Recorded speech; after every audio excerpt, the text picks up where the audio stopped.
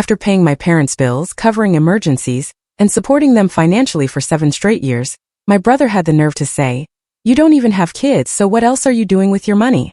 That's when I finally snapped, cut everyone off, and booked a one-way flight to Spain to start living for myself. I departed from work early, bypassing the bonus dinner, and boarded a $540 flight on Christmas Eve. My assigned chair held a sticky note. For Troy's fiancé. My mother clarified, "She's new here. We assumed you'd be fine standing." I simply said, "Sure." Then I collected my luggage and left. My sister messaged 31 minutes later. "So sensitive." It wasn't a major issue. I accessed my application and paused family financial support, but my father's words at 9:04 p.m. altered everything. I had flown across the country for this. A one-way ticket cost $540. I exited the office mid-afternoon, foregoing the corporate holiday dinner. I quickly packed essentials into a duffel bag and hurried to the airport. Family connections were paramount. I still believed my presence held significance. I hadn't seen them in person since the previous Christmas. We'd managed group video calls, birthday messages, and miss you too emoticons. But this year I was returning home. I envisioned the aroma of roasted ham, how my mother inevitably overcooked the initial batch of cookies, and my father's feigned composure during midnight prayer. I pictured myself seated at the table. As it turned out, that spot was literally occupied. I entered the dining area, snow still melting in my hair, cradling a somewhat damp gift bag containing my dad's preferred whiskey. The first thing I noticed was the small, pink square post-it note affixed to the back of a dining chair, designating it for Troy's fiancé. That was it. No jest, no gotcha. Just those 5 words, penned in my mother's familiar hand. I stood there, narrowing my eyes at the note, as if intense focus could make it vanish. "Oh, honey," my mother said, strolling from the kitchen with her characteristic smile, as if my journey across 3 time zones for dinner was inconsequential. "She's new here," she explained with a casual shrug. "We thought you'd be fine standing." Standing? Like a server or worse. I felt like an outsider. I mumbled, "Sure," automatically. Then I turned, retrieved my bags, and departed.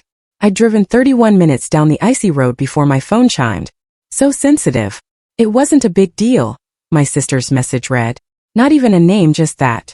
I stared at the screen, my heart pounding, my thumb hovering above the reply button. Then I opened my banking application and halted the family's financial transfers. Done. But what my father communicated at 9:04 p.m. changed everything. It wasn't truly about the post-it note. That was merely the spark. The underlying tension had been accumulating for years. I didn't drive back to the hotel. I parked at a nearby gas station, watched the snow pile up on my windshield, and cranked the heat until my ears ached. Then I began to reflect. The truth is, I'd always been the one to simplify things for them. When I secured my first IT position, Dad declared, "Now you can finally look after your family." He wasn't joking. That meant starting to cover expenses. So I did. I began quietly, automatically, paying for their internet, car insurance, and even their winter heating because that's what a good son does, right? Troy was a dreamer, dropped out of college, spent 2 years couch surfing and finding himself. When he returned, broken, bruised from a failed ski venture, I allowed him to live with me for 9 months rent-free. I even covered the therapy sessions he claimed would help him focus. When Mom had dental surgery last year, guess who settled the $3,400 bill not covered by insurance? Me. When Dad's old Ford broke down and he needed reliable transport to church, who co-signed the lease for a new one? Me. I never complained, never brought it up, even when I had to cancel vacations, even when I was eating peanut butter for lunch and wiring money for someone else's cable bill. So when my sister texted, "So sensitive," I wanted to hurl my phone into the snow. I didn't. Instead, I accessed our family group chat, scrolled through months of conversations, and noticed a pattern. Every time I shared a success, a promotion, a work trip, a raise, I received 1 or 2 positive replies. Meanwhile, Troy's new girlfriend is baking cookies. Garnered 27 comments, 3 heart emojis, and Mom's message, "She's such a gem." It didn't end there. Last July, I flew up to surprise Mom on her birthday. I arrived at midnight, slept on the couch because Troy had temporarily occupied my old room, and woke to find them gone. They had taken Troy's fiancé, then his girlfriend, to a wine tasting. I found a note on the fridge. "Be back by 5. Make yourself comfortable." They didn't even save me a sliver of cake. Yet, I still paid the next month's gas bill, because it's what I was taught to do. Provide, be the steadfast one, the unnoticed one. Troy could arrive with debt, poor credit, and a woman he'd known for 3 months, and they would move mountains to accommodate her, including offering her my chair. That sticky note wasn't merely a seating arrangement. It was a declaration. You are no longer essential. So I made some calls. I canceled my automatic transfers. I informed the accountant I was discontinuing the family trust contributions I'd made for years, as Dad preferred a retirement plan that didn't involve the IRS. Then, for the first time in years, I acted entirely for myself. I ordered very spicy Thai takeout and sat in that hotel room alone, my laptop open, Netflix playing. And for once I felt nothing but absolute clarity. Until 9:04 p.m. That's when Dad called. I stared at the screen for a moment, weighing whether to answer. My finger hovered, then tapped. Hey, I said, my voice flat. There was a pause, the kind laden with unspoken meaning. You left, he stated. Indeed I did. Your mom's upset. She's also the one who gave my chair away. Another pause, this one longer. She didn't mean anything by it. Sure. Let's say she didn't. What about Troy texting me 2 hours ago, asking if I could help fund their wedding next summer? Silence. Right, I responded. You weren't aware of that part. Dad exhaled, a deep, heavy, familiar sound. You know how things are. Troy isn't as fortunate as you. Fortunate? I asked, a laugh escaping. No, Dad. Troy's irresponsible. I'm accountable. There's a distinction. He's improving. She's good for him. She's sitting in my chair. Don't be dramatic. So there it was. The familiar refrain. They always used this phrase when I dared to assert myself. I closed my eyes and pinched the bridge of my nose. You know what, Dad? I'm done being the person who works 60 hours a week so everyone else can live in a fantasy. I'm done being your safety net. We never asked for it. That's absurd. I countered. You expected it. You think because I never complained I'm content with it? Well, here's the truth. I'm not. I haven't been for a long time. Silence, then softly. Son, it's Christmas Eve, and I'm spending it alone in a motel next to a gas station because you prioritize Troy's fiancé feeling welcome over your own son at the table. Dad didn't speak again, so I ended the conversation. And that was the last I heard from him for 4 days. I hadn't intended to return, not after everything they had done, or rather, hadn't done. But Troy contacted me. 3 days after Christmas. His number appeared on my screen, and my immediate impulse was to ignore it, but curiosity is a persistent trait. I answered. What? There was hesitation then. Hey man. A weird question. Did you cancel the family support transfers? I slumped back in my chair. Yes. You didn't inform anyone. It wasn't necessary. Okay. He replied hesitantly. Well, things are a bit tight. The January mortgage payment bounced. I am aware. Silence. Then in the softest, most disingenuous voice I'd ever heard him use. Maybe we could talk? I laughed heartily. Oh, now you want to talk? What changed, Troy? Did you run out of post-it notes? It was just a seat, bro. No. It was a message. You and Mom made that quite clear. I ended the call. 5 minutes later, Mom texted. Honey, could we meet for coffee, please? It's not what you imagine. I didn't reply because I knew what was coming. Dad called that night. I let it ring. He left a voicemail. I think we need to talk face to face. Sunday dinner. I glanced at the phone, my heart pounding. Sunday supper, my old routine. Pot roast. Apple pie. Everyone pretending they weren't subtly draining me. Something inside me screamed, go, but not to reconcile. To conclude it. I arrived on Sunday evening, knocked once and let myself in as was my custom. The house was spotless, suspiciously so, as if they were preparing for a peace negotiation. Mom emerged first, wearing an apron. You came, she observed, smiling as if we hadn't become estranged over Christmas. Dad was in the armchair, holding his reading glasses, as if he wished to appear occupied. Troy and his fiancée sat on the couch. She avoided my gaze, likely out of embarrassment. Good, dinner's almost ready, Mom remarked. No need, I replied. I'm not here to eat. Everyone froze. I'm here for one reason, to say some things I should have said years ago. Sweetheart, Mom began. No, I interrupted. You don't get to sweetheart me. Not after what you pulled. It was just a post-it note. You think this is about that chair? I chuckled. That was the final straw. This is about 20 years of you all treating me merely as the reliable one. Never seen as a person, only as a solution. Troy scoffed. Dude, you're being dramatic again. Don't. Just don't. I turned to face Dad. You allowed it to happen. You watched me work overtime, pay your bills, cancel my vacations, while you threw parties for this fool when he remembered to tie his shoes. You let him sit in my seat and ask me for money in the same breath. And the worst part? You all thought I'd just keep doing it. Dad slowly rose. We never asked you to. Exactly. You expected it because I never said no. Troy leaned forward. You were always the one with money. You don't even have kids. It wasn't a big deal. I turned to face him, fury in my chest. You know what is a big deal? Working 60 hours a week so mom can have cable. And you can plan a rustic vineyard wedding for your Tinder match. I was good enough to pay for your therapy but not good enough to sit down at the dinner table? Got it. Mom looked on the verge of tears. We didn't mean to hurt you. You didn't mean anything. That's the issue. You never considered me, only what I could provide. The room fell silent. I then retrieved an envelope from my jacket and placed it on the table. What's this? Dad inquired. Your taxes. I won't be handling them this year. You'll need a new CPA. Wait, what? Mom asked, bewildered. I transferred the car lease back to your name, canceled the insurance, and you have 60 days before the health coverage under my name expires. Oh, and Troy. He looked up confused. That wedding fund you asked about? Spend it on chairs because I'm not attending. You're not serious. Mom exclaimed. Oh, I am absolutely serious. You made room for someone else. I'm choosing to create space for myself now. I walked out. They didn't follow me. They didn't try to stop me. This time they understood. When I left that house, I anticipated silence. What I didn't expect was how profoundly peaceful that silence would feel. The kind of quiet that shields you like armor. No buzzing phone. No guilt-laden requests. No more, can you just help out this one time? Which typically escalated into a dozen. Just silence. On Monday, I entered my office with a smile that startled the receptionist. Did you win the lottery? She asked. I chuckled. Something like that.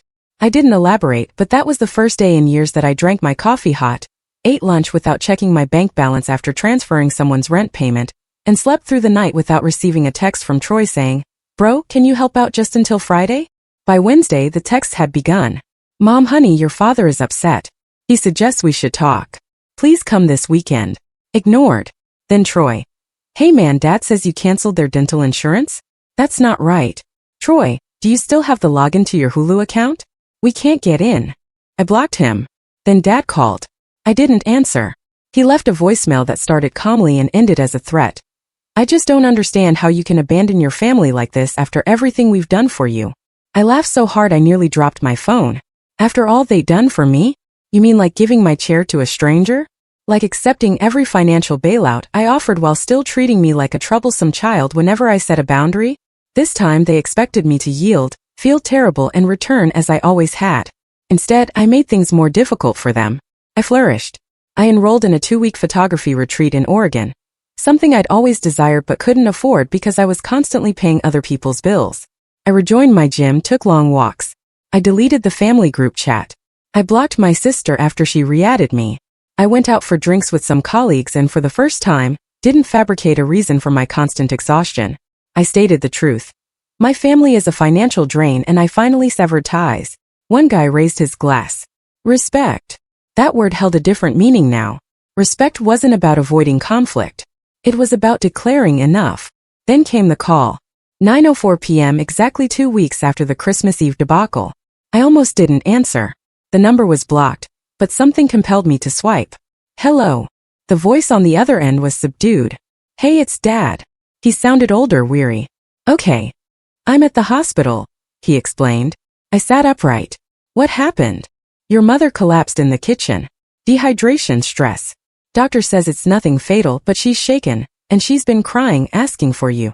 I remained silent. You've made your point, he added loud and clear. But perhaps now you can stop punishing us. My blood boiled. Punishing you? You think I'm punishing you because I stopped being your ATM. I'm just saying your mom. My mom let me walk out of Christmas dinner like a ghost. Don't involve her tears in this now. Silence. Finally, quietly, she told me about the chair. Said it was her idea. She thought Troy's fiancé would feel awkward otherwise. And it never occurred to anyone that I might feel unwelcome? We didn't mean it that way. That's the issue. You never mean it that way. But it's always the same narrative. I give, you take. Another lapse in quiet. Then he whispered, I miss you, son. Something shifted inside my chest. Not pain, no regrets, just clarity. I miss who you used to be too, I replied. The me before you traded me for convenience. So I hung up. Days passed. Then I received a message that wasn't from Troy, but from Troy's fiancé, the woman who occupied my seat. Hey, I understand you probably don't want to hear from me, but I just wanted to say I didn't know. Pause. Another message. Your mother told me you'd be late. She said you wouldn't stay long. I only learned what happened after you left. If I had known, I would not have taken your chair. And here's the crucial part. Troy told me you were wealthy, that you'd be fine standing, that you don't care about family matters anyway. I'm so sorry. For a brief period I was unsure how to react, but the truth hit me like a physical blow. He knew I was coming. He instructed her to take my chair. He knew exactly what the outcome would be, and he desired it. Troy had always resented what I embodied. Responsibility, achievement, and consequences. He was the chaos they cherished. I was the anchor they relied on and resented. Well, not anymore. The following week my parents sent me an official email. Subject: Resolution Proposal. A PDF document was attached, outlining budgets, timelines, and independence strategies. It read like a business pitch, a desperate one. They were attempting to demonstrate their ability to manage without me. They were pleading for a second chance, requesting 3 additional months of transitional support before proceeding with full financial independence. I stared at the figures, then selected Delete. By March the calls had ceased. By April I had discontinued all shared accounts. By May, I had arranged a solo journey to Barcelona. And sometime between the flight and the first taste of tapas, I discovered something I had never before believed. I didn't need them. Not in the way they had led me to believe, not to define myself, not to validate me, and certainly not to possess me. Barcelona was quite vibrant. It wasn't the traffic, the crowds, or even the festivals. It was the way the world seemed more vivid when you stepped out of someone else's shadow. I ventured into the Gothic quarter with my phone in airplane mode. No family group conversations. No texts from Troy. No, just one more, bro. Just the sound of my footsteps on ancient cobblestones and the elation of silence earned, not given. Every evening, I observed the sunset from a different part of the city. On the 4th night, a stranger approached my table at a rooftop pub and asked to join. She had untamed hair and eyes that offered no apology for looking directly through you. We spent hours discussing everything and nothing. She inquired about my origins. I corrected myself. Used to be a family man. Now I'm just a man. She laughed. Sounds like liberation. I nodded. Finally back home, life continued as usual. I was promoted to lead systems architect. People vied for this position, as it allowed them to meet with board members and provide input on corporate direction. My manager informed me, "You've been overlooked for too long. People are starting to notice." That resonated differently. For years, I was the individual who discreetly maintained order at work, at home, and everywhere else. People needed more than just my utility. They respected me. For the first time in my life, I didn't feel like a mere resource. In June, something unexpected appeared at my door. A wedding invitation. Troy and his fiancée. Rustic Vineyard. July 16th. RSVP deadline June 30th. I placed it on the kitchen counter, allowing it to sit there like an examination for which I already knew the answer. The envelope was cream thick stock, expensive. Inside, beside the RSVP card, was a handwritten note from her. "I hope you will come." He still doesn't realize what he did, and I believe part of him is afraid to admit it. You were right to walk away, but perhaps he needs to see you stand firm in person. I stared at the note for a long time, then discarded it. On July 16th, the day of the wedding, I spent it at a beach in Santa Cruz, riding a rented bicycle along the cliffs and letting the sea breeze invigorate me. I didn't check my phone until after sunset. One missed call, Mom. One message, Mom. He kept glancing at the door all night, as if he were waiting for you. I stared at it, didn't reply. Not that I wished to punish him, but I'd had enough of playing savior for individuals who never reserved a seat for me. August brought a surprise. I encountered Troy's fiancée, now his wife, at a bookstore. She appeared thinner, paler, like someone striving too hard to smile through fractured glass. She noticed me, froze, and approached. "I didn't expect to see you," she admitted. "I live here," I replied. She paused. "Then we moved back in with your parents." "Of course they did. They offered," she responded swiftly. "Said it was just temporary. Troy's job didn't work out. He's still figuring things out. He always is." She gazed down at her hands. "He's not coping well." "Not my concern." Then she looked up, her eyes rimmed with red. "I know. I wish you were his brother." That lingered with me longer than I anticipated. Not that I felt sympathy for him. However, for the first time someone acknowledged it. I didn't respond, just nodded. Then I walked out with my book. September, my birthday. I hadn't expected anything. I wasn't anticipating it. But shortly before noon, a delivery arrived. No return address. Inside was a simple black box, a folded card, a single line. You were right about everything. I'm sorry. Inside was the whiskey I had packed for Christmas Eve, still sealed. They had never opened it. I sat there gazing at the bottle. Then I rose, strolled to my balcony, and opened it myself. Poured a glass to no one but me. By November, I had sold my condominium and relocated out of state. New location, larger windows, new furnishings, no lingering shadows. The final step. I changed my phone number. I deleted the old backups. We had burned the last bridge. But before I did, I drafted a message. Copied it. I sent it to Mom, Dad, and Troy. The same message. There's no room for negotiation. This is the final communication you will receive from me. I am not angry. I am simply finished. I've given you everything I have for years. Time, money, affection, and patience. You consumed it. I expended it and called it normal. Then you left me standing. Literally. I am not standing anymore. I am walking away permanently. No ill will, just firm boundaries. Farewell. I finally released it peacefully. And now for the most crucial part. I don't miss them. Not the guilt, not the manipulation, not the awkward silences that followed each no I dared to utter. Not the invisible burden of being the family's foundation as they built castles on my back. I missed the person I used to be when I was around them, the man who mistakenly believed that being needed equated to being loved.